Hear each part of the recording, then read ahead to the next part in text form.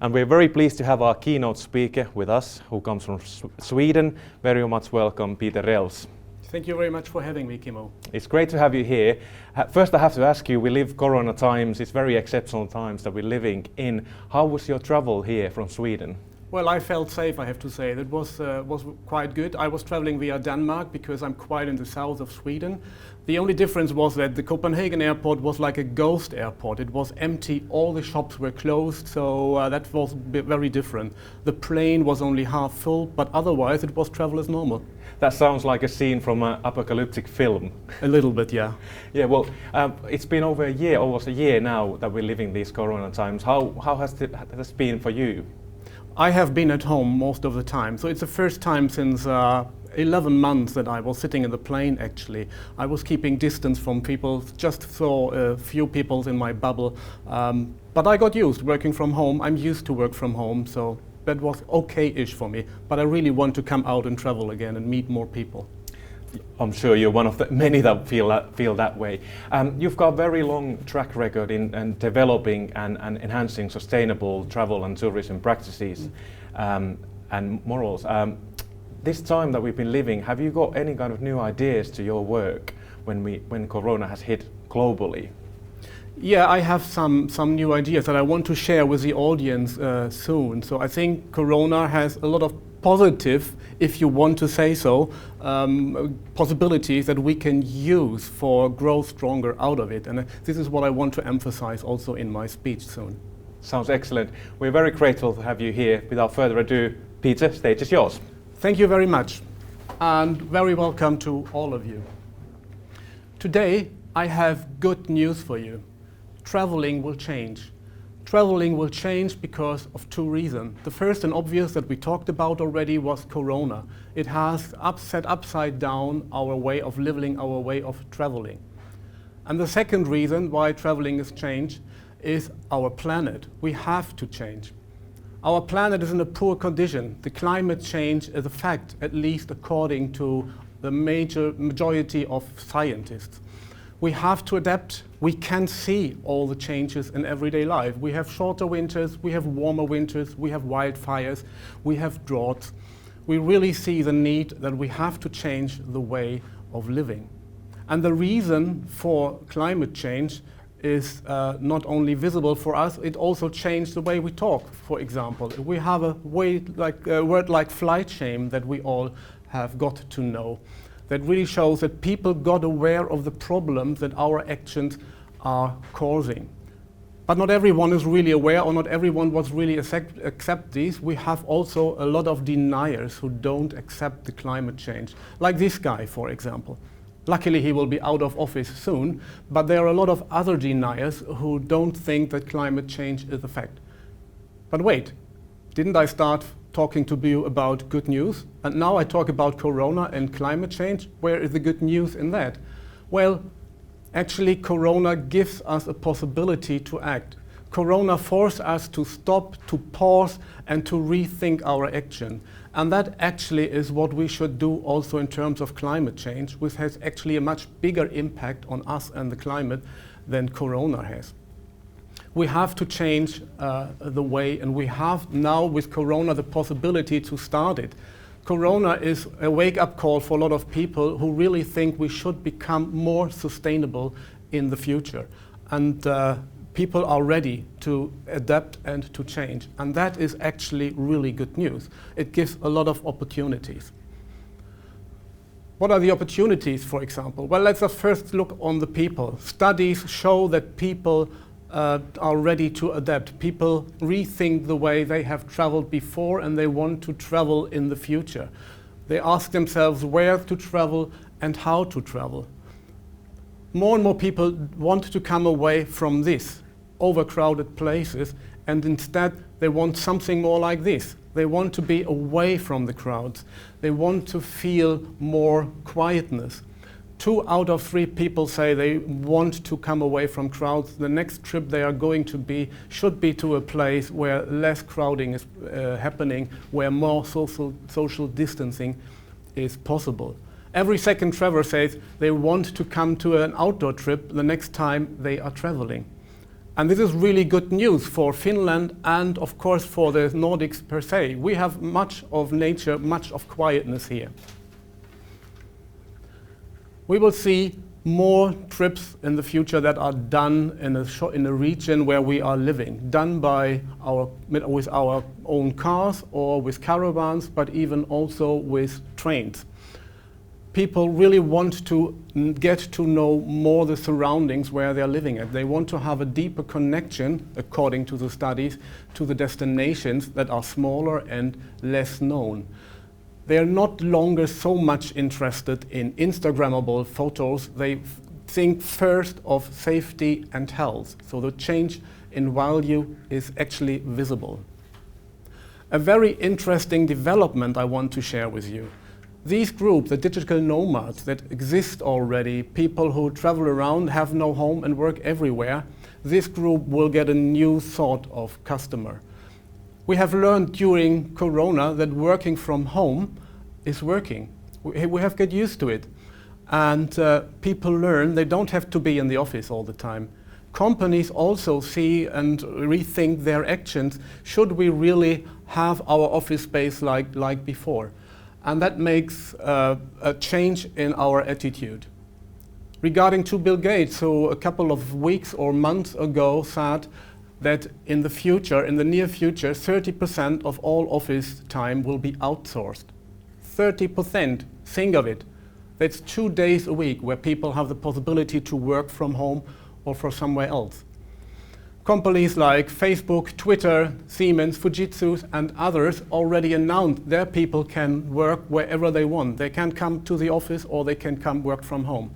And the OECD is giving them right. The OECD said the productivity is actually higher for a lot of people working from home. And if we look, people really like to work from home. Of course, I'm aware there are quite a lot of people who struggle with that, who don't like it, but the majority has actually not really a problem by working from home. And working from home is actually a good possibility for us in working with destination and working in tourism. Because working from home does not necessarily mean working from home. What do I mean? Home is where the worker is, where her computer is. It can be everywhere. It does not have to be the home where we normally are living. And that gives a great possibility for tourism companies and for destinations. We will have the possibility to get new digital nomads. When we get aware of this situation and adapt to it, we can have a lot of new customers in the future. If Bill Gates and others are right, people will love to work from different places instead of working from home. Imagine 30% working from home. That could be 2 weeks working in the office, 1 week working from home. Or the rest of the week, the last days, you work from home, and the beginning of the next week you do it also around a week. This time can be used to explore a destination, to grab your computer and sit somewhere, work there, and after your working hours, you have the possibility to explore the destination and to use everything that this destination offers. Look at this. You might even attract visitors, workers from a growing market like India. This recent study shows, or survey shows, 68% of the Indians are considering to book a trip to a different destination just for work there. Look here, Japan. Japan is preparing all their national parks and installing Wi-Fi and workstation, making it possible for the new digital nomads to sit in the nature, to enjoy the quietness, and to work from there. I think we can learn from that here in Finland and in the Nordics. I think that's a great idea.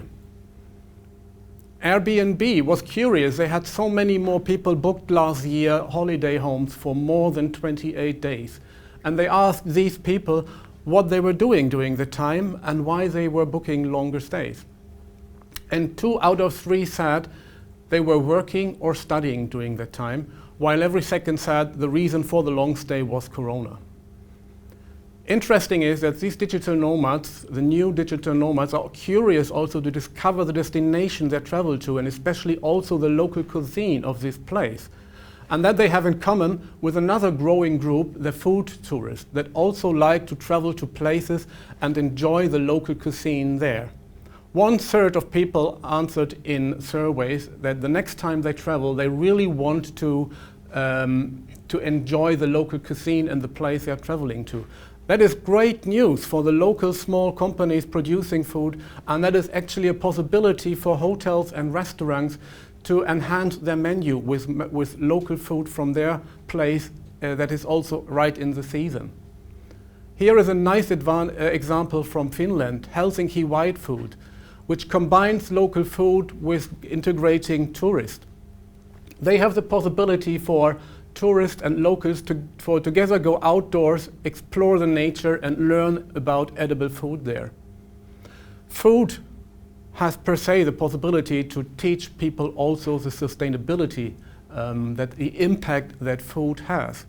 And actually here in Finland you are quite great in developing more sustainable food with less impact on the planet. The most known product line that is also got international recognition is the pulled oats line that was named the game changer from the Dutch food industry last year. These, among other products where you have different protein sources, help to reduce the impact on the planet. For those who are not really aware of the impact of food, if we listen to the World Wildlife Fund, 1 kilogram of beef causes 28 kilograms of CO2. Oats, on the other side, 1 kilogram of oats causes only 400 grams. That is a huge difference, isn't it? So having the possibility to teach tourists when they are here, especially in a country like Finland, who has so many different vegetarian and vegan options, is a great opportunity to teach about food, about sustainability, and to teach about the products that are here available in Finland. Food and sustainability are also very important for another group of travelers, the Lohas. Lohas, maybe you're asking yourself, what is Lohas? It's actually an older term, but it's a quite important group of people that we should talk more about, I think, especially now when we focus on more sustainability. Please allow me to refresh our knowledge about Lohas. Lohas is the abbreviation for Lifestyle of Health and Sustainability. We are talking about a group that is about 1/3 in the Scandinavia of the population and every 5th Central European. Lohas people want to have a healthy life for them. They are active in their spare time. They are eating healthy food. They are following food trends. They are eager to buy ecological products, ecological food, fair trade products and fair trade food. These people want to do good for themselves, but also for the planet. And these people also like to travel a lot. They like to travel often, and very interesting, they like to travel in smaller groups with friends, other families, other couples, for example. And very important, this group has normally a relatively high education and an above average income. And they are ready to pay for quality. And of course, this is what we want.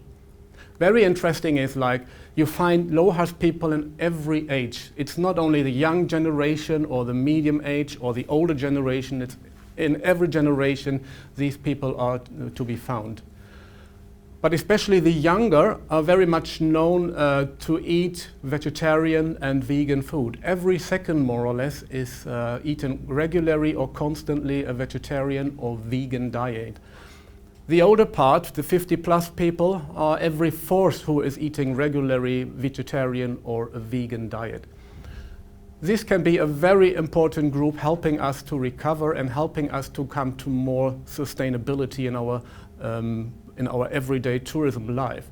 We have to adapt for this, our product, to really attract these people visiting our destinations. But there's another group that is very interesting and can help us accelerate the recovery, and that group needs accessibility. And I'm not talking of this type of accessibility, I'm talking about this type of accessibility. I think this type of accessibility doesn't get the attention that it deserves. It is a social aspect, meaning a very important part of sustainability, But unfortunately, it doesn't get the attention even among a lot of sustainability experts. And I think it should. And it's not only ill will that it doesn't get the attention, or it's also not always a question of budget that is not that they don't get the attention. It's more the kind of an awareness. We are not aware when we have no disabilities that there are so many obstacles around us in everyday life. First, when we come ourselves into the situation that we have limited movement, that we have an accident, we realize where we have obstacles everywhere around us.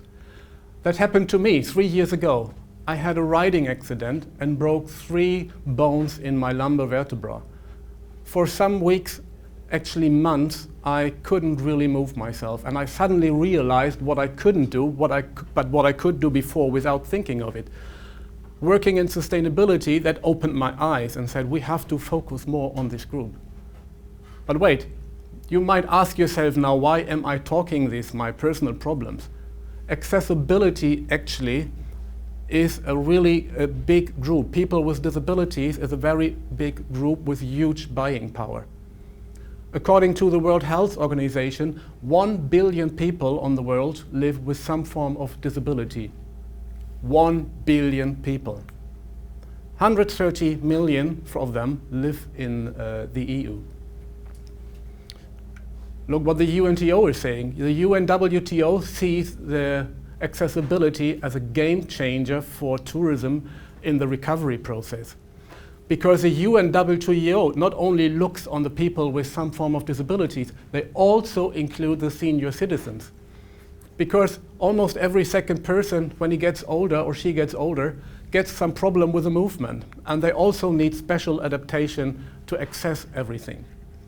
In 30 years, in 30 years, every 6th person will be over 65 years and or older. Every second of them might have limited mobility. This is a big group that is just growing and growing. The EU estimates the market for accessible tourism for about 80 million people. 80 million people that have the physical and economical possibility to travel. If we add senior citizens with limited mobility, then we come to a number of 130 million people inside the EU that can travel and have the financial possibilities. Let me give you an example from the UK. 2015, 15% of all overnight bookings were done by people with some form of disability and their companions. And that is quite an important add-on, the companions, because people with limited mobility tend to travel in smaller groups and not alone. They are going together with 2 or 3 other people. So there's a huge buying power. And this group does not only want to see cities where the asphalt is flat and the doors are wide open. They are like everyone else. They are as curious as you and me, people without disabilities, to explore nature. They want to come out into nature. They want to go hiking. They want to go kayaking. They want to go swimming in the sea. They want to do everything that we do. And that is actually possible. We have to open our mind and think outside the box. Look at these pictures here. They can do everything they want if the offer is right prepared. We have to prepare the right offer to be attractive for this group. But so far I'm talking about special target group, special interest group, which is very interesting to focus on. But how about the standard traveler? Especially when we think of sustainability. Do they care? Are they interested in sustainability? Well, if we look here in Finland, we see that most of the people, or a lot of people, really are interested in a sustainable life, thus also in sustainable travel. But not everyone is. And in other countries also, a lot of people don't really know about so much of sustainability. There were studies done already before Corona, where people were asked if they are interested in more sustainable options and if they are interested to know about more about their footprint than their travel has. And you look, most of the people, the majority was interested. Isn't that good news? Of course it is. But to be honest, when it comes to book the trip, to swipe the credit card, people don't walk the talk. See here, only 1% booked when it came to action. There are other surveys where people are asked, would you book a similar trip that you are interested in if it would be sustainable? And the majority said, yes, we would like to do that. But when the following question comes, would you like to pay more for that? No, most of them don't want to pay. So price is an issue. But actually, it's not only a price. A lot of people don't really find the offer. They don't really find sustainable options. Also because they don't know what actually is a sustainable trip compared to a standard trip. Every second traveler asked in a survey couldn't explain what a sustainable trip is. So we see we have to act here. We have to educate the people. We have to make clear to teach them what is a sustainable trip. And we have to expand our offer to make it easier to find sustainable trips, to give them the possibilities to book sustainable trips. But let me say something more final to a price. Offers like this, we will most probably not see so many times more in the future. Maybe Ryanair, like here, will every now and then cry for attention. But in general, we will see, at least in the short and medium term, that travel will be more expensive. Why is that so? Well, a lot of companies, unfortunately, do not survive the crisis. So we have a limited offer after the crisis. And these companies who survive actually are financially exhausted. They have to regain profitability. They are not in the situation to offer special prices. So we will see the prices going up. At the same time, the traveler want to travel. They are eager to travel. They're just waiting for it. We could see that when the vaccination process started, people start immediately booking. Big tour operators see the numbers of booking for the summer going up. People can't wait to travel again. To be sure that that can happen in a sustainable way, we have to act now. We have to start raising the awareness, teaching the people what is a sustainable trip and expanding our offer, because that is mandatory. We have to have a sustainable offer. The market is asking for it. But how can we raise awareness without having the finger up? How can we teach people? Well, let me give you an example. A hotel could, for example, after becoming more sustainable, go out with an offer like this, saying, do you know a stay in our hotel has 50% less impact on the climate than in a comparable hotel? That's a clear and easy understandable message that triggers the curiosity of the people, and it gives kind of an aha effect. Or what about this? Did you know that the transportation of bottled water, 1 liter of bottled water, causes 1,000 times more CO2 emissions than the same amount of tap water? That's especially interested for Lahti, who has state-of-the-art tap water. They might use it here. Messages like this are important. We have to develop our way of working. We have to work more sustainable and to show people that we are doing, explain what we are doing, and by that teaching them the way it works. We have to be a good advantage and expand our offer. That makes it easier for them to book it also. And we should communicate this in all ways. Already before the booking, the people should be possible to read about the possibilities that they have. We should use our social media channels. We should use our websites and our product description to talk about what we are doing and how we are doing, and teach people that way about sustainability. Booking our guided nature tour helps to slow down the climate. Here is how. The most powerful tool that we have is our good example, that we create a sustainable way of living. We do it ourselves and produce our products accordingly. People learn from our good example. And if we change our way of acting and work like this, for people it's much easier to book the more sustainable solution, and they already get the feeling by booking our offer that they are doing something good, because they reduce the impact that their travel have by choosing our offer over another offer. Let me give you food examples. Restaurants and hotels could start growing their own food. Outdoors, for example, but if you want to prolong the season a little bit for harvesting, you can also use it in glass houses. You will have seasonal food that you can also, that is locally grown, and yet you can also include the travelers in harvesting to get them more in touch with the food. You could even think of indoor farming and have local food, seasonal food all year round. Or what about this?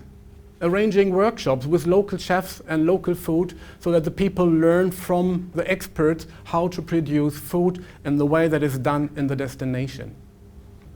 Another example, you could show the impact of the food choice on the menu like it's done here. Here you can see in CO2 amount the impact that the choice of a meal has, and also graphically in the color is showing which choice has more and which has less impact. Or imagine you have a tour that is need to, or an event that needs to pre-book the food. There you can have a big possibility to change the way what people eat and to reduce the impact of food. A Swedish nudging company was doing an experiment on a recurring event. People were asked when registering to choose a food option. And the pre-chosen food that was on top of the registration product was meat-based. The second option for people who don't want to eat meat had to be chosen actively. The result was 88% of the people stayed with the meat-based option, while 12% chose actively the vegetarian option. And the following year, they switched the options on the menu.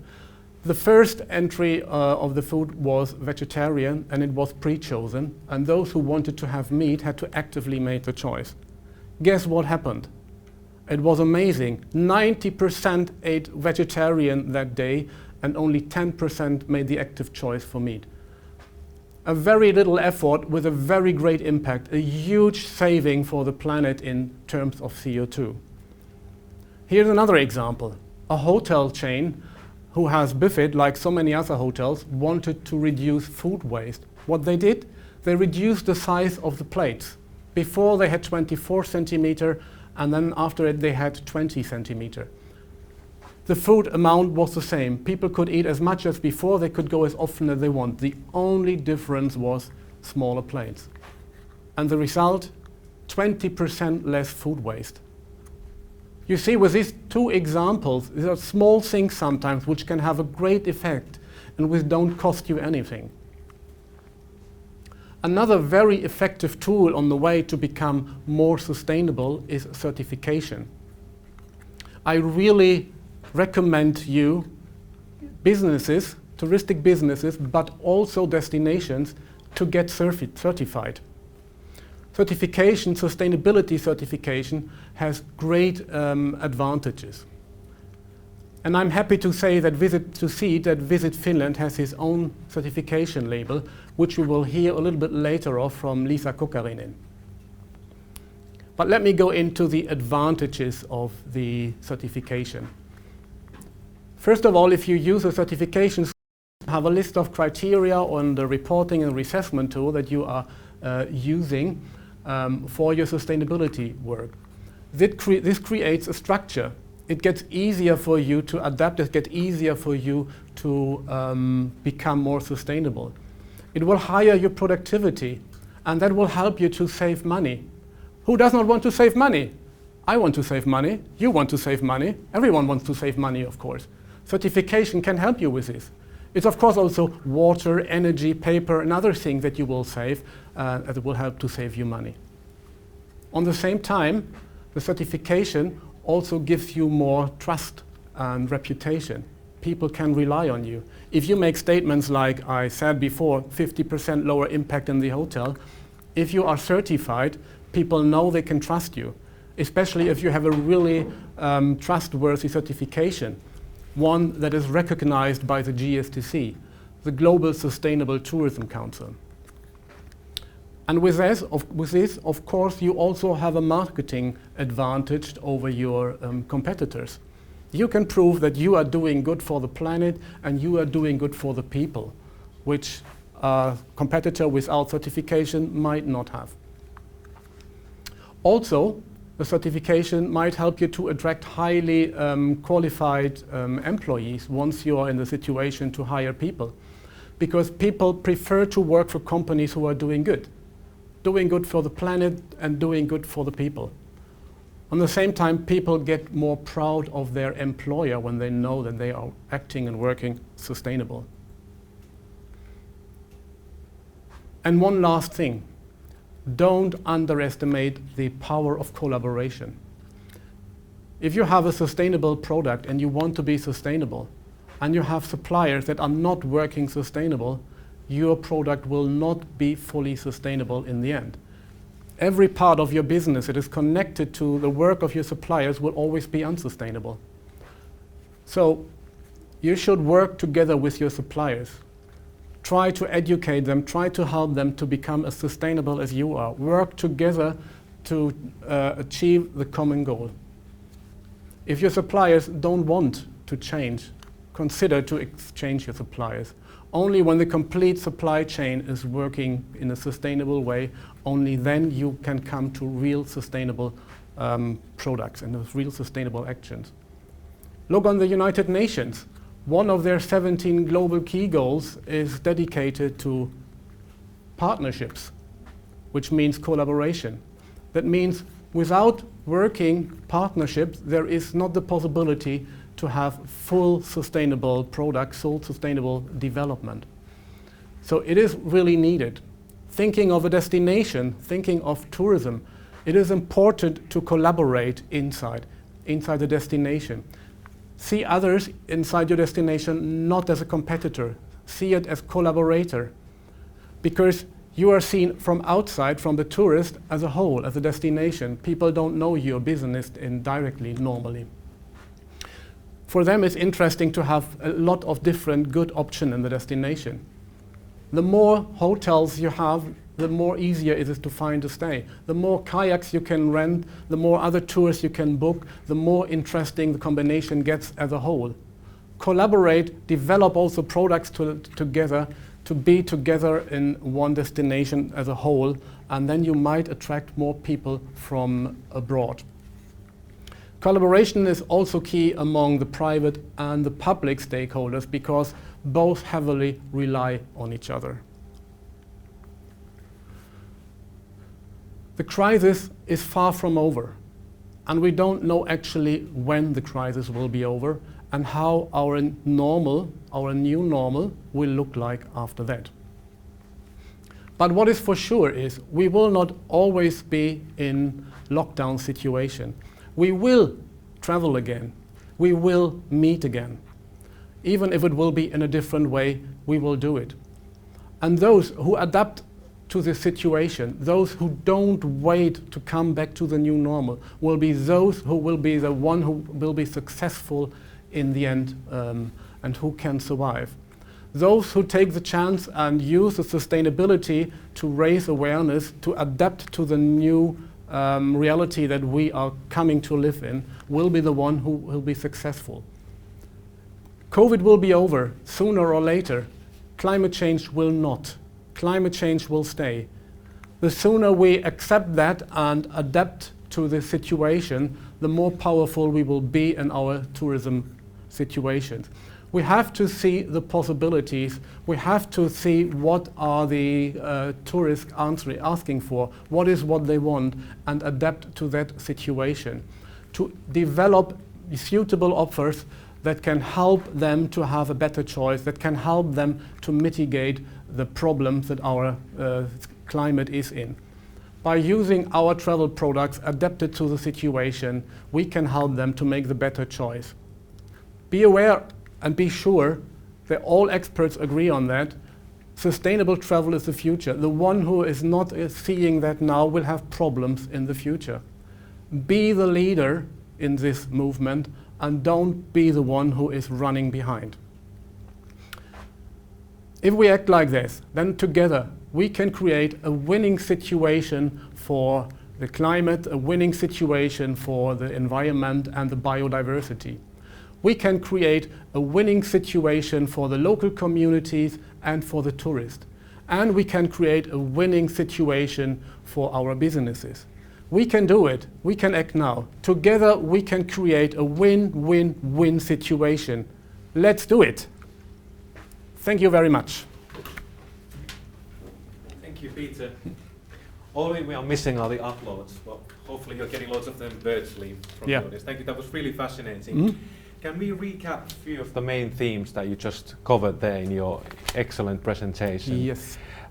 First of all, thoughts that came to my mind were obviously the world's changing and hence the travel is changing. It's reflecting our values and the kind of plurality of the world. Like people are different depending on your age and culture and which kind of a social group that you feel like you belonging to. A good example was that kind of commuting international worker, that you're actually traveling to work somewhere else. Yeah. And kind of the line between being on holiday and working is actually blurred these days. Yeah. That was really fascinating.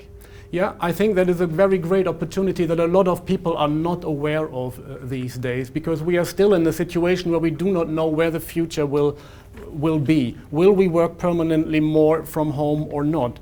So, but once we come to the point that we know we will be less often in the office, we will realize, and we have to help to make this realizing active in the brains of the people, that we don't have to sit really at home from work. That we can take the time, can take our stuff and go somewhere else for a week or a very long weekend. Work there and explore the area in our spare time. Yeah, it's interesting thought. My office can be somewhere in Barcelona or Sweden or Helsinki for this week, and next week I can take a train and go to the northern part of that country or southern part of that country. It really opens opportunities for us to explore. Yeah. But also, on the other hand, for kind of the service providers, suppliers, this is a really new territory as well in terms of infrastructure that you have place for people who are these digital nomads. In terms of if you think about Sweden, Finland, you were giving us examples there, but when we're thinking about our infrastructure, do we have a good system, like a network here, that is gathering and providing different services for these digital nomads, or do we need to develop this system more? I think we can see a start already here. We have a lot of co-working places where you can also on a day-by-day basis rent a place. And there are a lot of cafes and hotel lobbies where you can sit and have free Wi-Fi.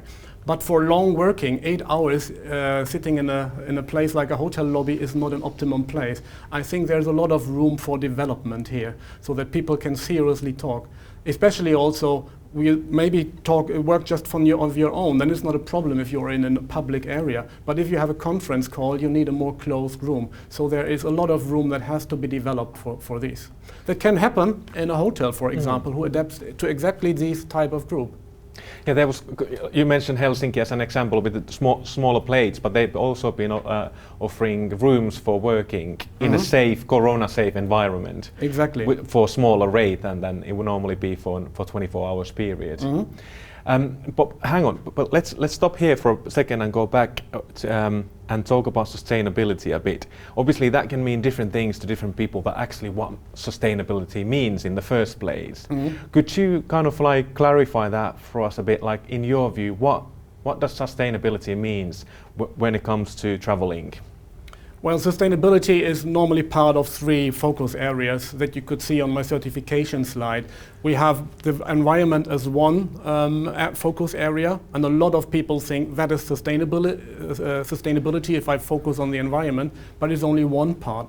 As I tried to say, it's also the social part, that you have the social, everyone on board. People are fairly paid, people have working conditions. In the destinations, people have a possibility to go up in the hierarchy of working, the local people, more or less. And of course that we have the possibility to gain enough money also as a business. So we have to have these 3 focus areas. We have to take care of the environment. We have to take care of the social aspects, which also include the local population. And in my example, also the people with disabilities. And we have to have a mind to have a good income with a price that is affordable. These 3 areas, if they get the same focus, then we have really a sustainable product. That sounds interesting. And in terms of I'm thinking of different kinds of service industries, let's say television, commercial television. It's more, these days it's VOD, it's more like video on demand, but also you are gathering and tailoring different kinds of channels for different kinds of people. And that's what I was thinking when I was listening to your presentation about Lohas and accessibility, people with accessibility restrictions to less or greater degree. So am I right thinking that there are sort of similar principles there, that we are tailoring for different kinds of groups these specific kind of services, if you like, products, if you like? Mm-hmm.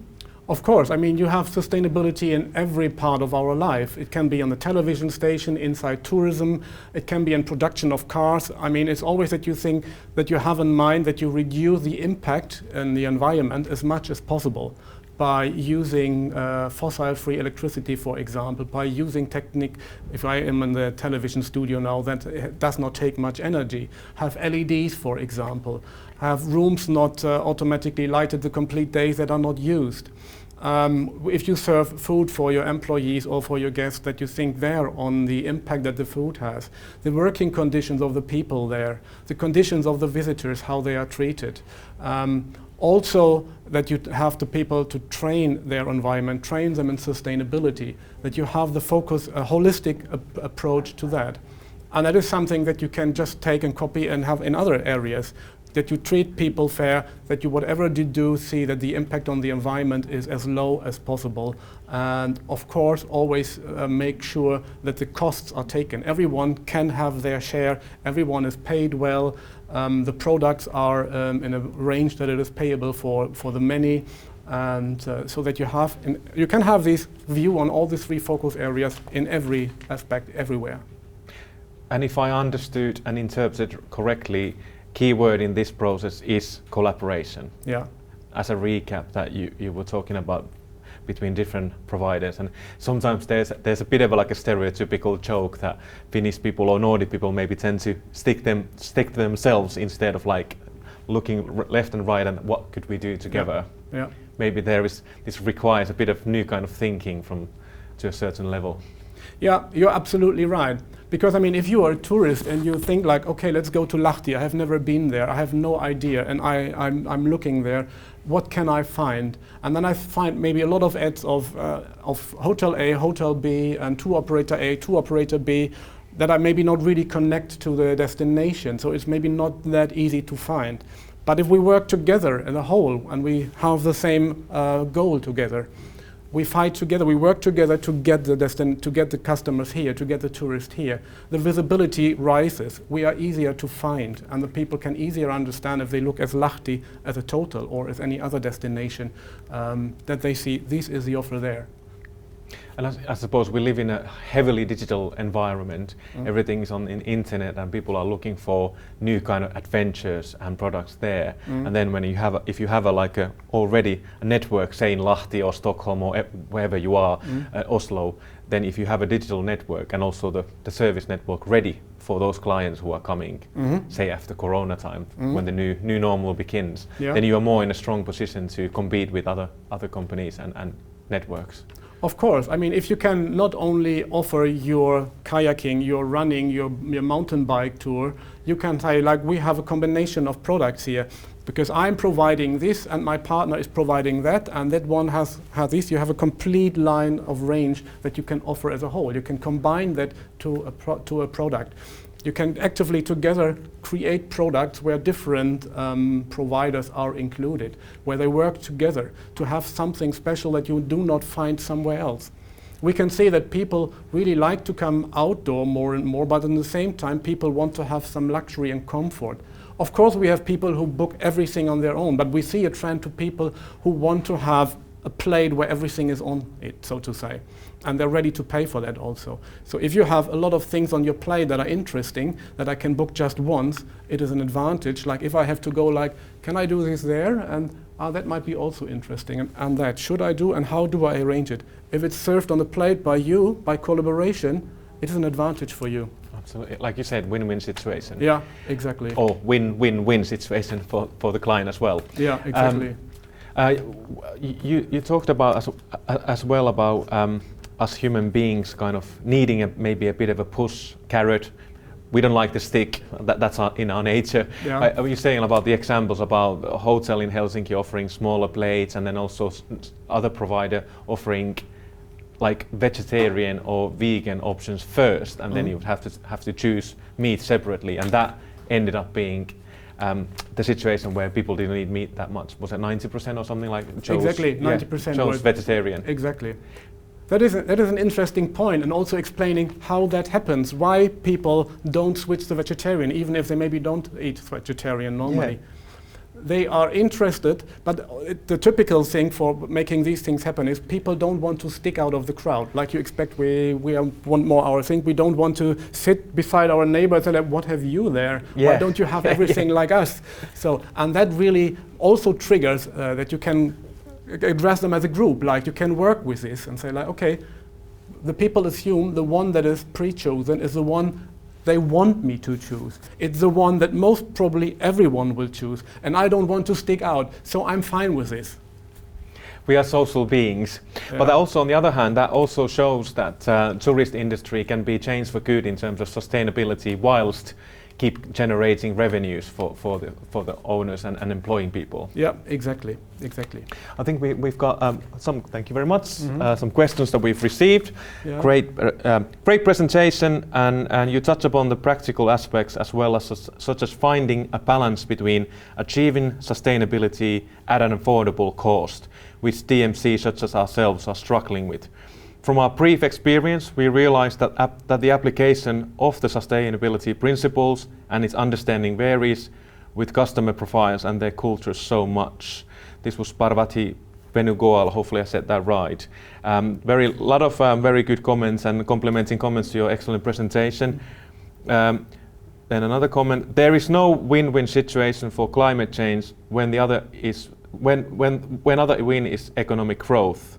As one comment, DigiNomads are also normal people who are just working in a remote at the moment. Yeah, that's right. I mean, the digital nomads are also a lot of people who don't have a good view on digital nomads as we know them by now, that are not bringing so much revenue to the places.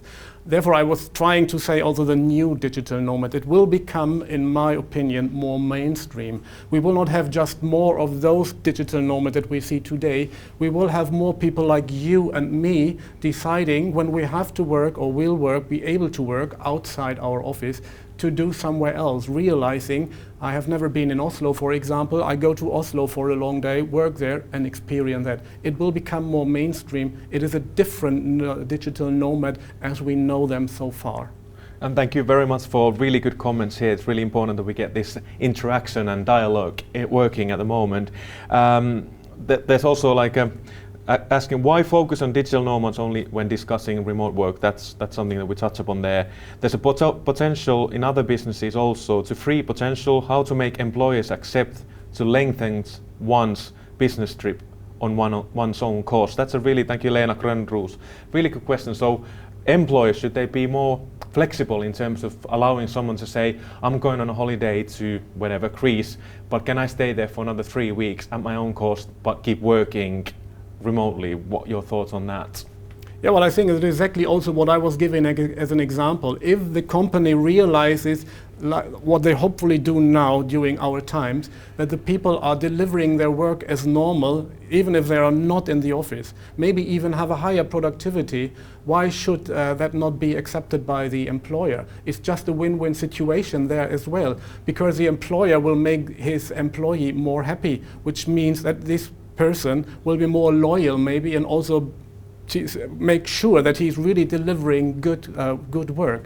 I think that is really something that should happen, and I hope that will happen in the future. Yeah, I'm projecting here that it could be quite when we talk about business and taking risks. I'm returning back to this smaller plates and what you offer for menu as a menu. What you're saying to those kind of providers are thinking that, oh, that sounds good on the paper, but it's very risky for business, say, if I'm going to start offering mainly vegetarian menus, and then what end up happening is that people aren't actually accepting that menu. So I'm just thinking that there might be risks involved. So what's your word of encouragement to these kind of providers who are on the verge of taking that leap of faith, but still kind of hesitant that whether we should go on to that more sustainable level of service? Well, if you have a group that you are collaborating with and you are developing new products together, that means also, of course, you share the risk. You're not taking it on your own. If you have, you're a chef and you own a restaurant and you do it on your own and things does not work out, you get the complete risk on your own. If you have the possibility to develop a product where you can share the risk, if it goes wrong, you don't have to take everything on your own. And also coming to your question, not switching completely to vegetarian or vegan, just have an increased offer, give the possibility to have meat. Because what has been seen in different other tests also, where people went away completely from meat, there was a lot of complaints. People said, we are forced to eat vegetarian or vegan, and that is always a problem.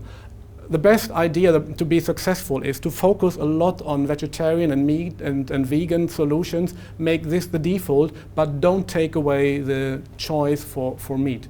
Because of course we win already if 10% only are eating meat instead of 70, 80, 90%. Yeah, it's more that subtle change and transformation, and then still giving that option of eating meat as well. Exactly. That's interesting. As part of this concept of sustainability, I suppose communication is the key. As you just touched upon there, really important thing. People don't like to do or do what they've been told to do. They don't like feeling that they've been told what to do. So how would you in terms of communication, how do you feel, what's the importance of this in terms of this transformation into more sustainable tourism? Well, in case you realize that your customers don't like this attitude, of course, if you just work sustainable, if you make sure that your business is going to be sustainable without flagging big out for it, so people booking you make automatically a sustainable choice, maybe even without knowing it. And by this way, you help the planet and your business as well. Sounds fantastic. Have you noticed, like, over the years when you've been doing this work on the concept of sustainability and these practices, has your personal kind of lifestyle changed? Well, my personal lifestyle has changed quite a lot, I have to say. I was a vegetarian since I was a teenager, so for over 35 years. And then when I saw a movie called Cowspiracy, that made me think like maybe I should go a step further. I really like cheese and yogurt and all this stuff a lot. I think let's give it a try. Let's start to get vegan. And it worked out. And since then, I'm vegan, for example. I'm living in a household with very little consumption of electricity. I bought a car which goes on biogas, and I try myself to reduce my impact as much as possible. That's interesting. So you've been open to new ideas and new information and trying them on. I think it's absolutely key and important, as I said also in my presentation, that you have to walk the talk yourself. No one believes you if I tell you you have to be more sustainable, and I go out and do exactly the opposite. So I cannot preach what I'm not doing myself. So I think it's key that I live it myself and the business do it themselves. Then you are more trustworthy, then people believe you, and then they see also it is working. A lot of people really struggle, but how can you do that? What happens from my plate if I take away the meat? Do I only have potatoes and vegetables?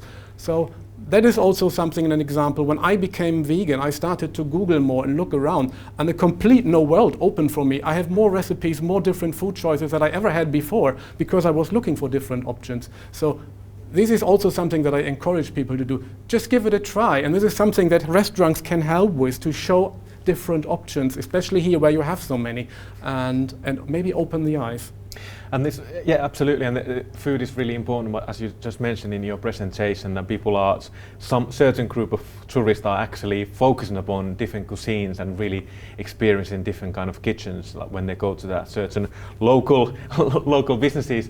And I've been reading about this coronavirus and its effects on different level, and one thing I've noticed that people are more and more interested where that food comes from. Is it safe? How has it been produced? Or actually, is it straight from nature? Mm-hmm.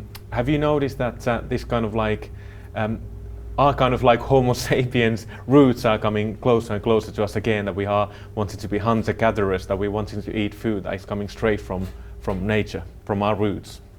Yeah, but this is very deep in our nature, and we have been so focused on this way of living that it's difficult for many people to come away from that. But I think it is important to adapt and to react and to give people the possibility to test the other side. Fantastic, thank you. And someone else was actually asking, is Peter vegan or vegetarian? But we actually answered that, answered that question. I'm but vegan. It's good to hear that someone else was interested in that question as well. Yeah. It's been great to have you here. Thank you very much, Peter, for a fascinating presentation and coming all the way here to sharing your wisdom with us. And we wish you all the well in the future. Yeah, thank you very much for inviting me, for having me here. It was a great pleasure to share my knowledge with you. Thank you very much. Thank you very much. Yeah.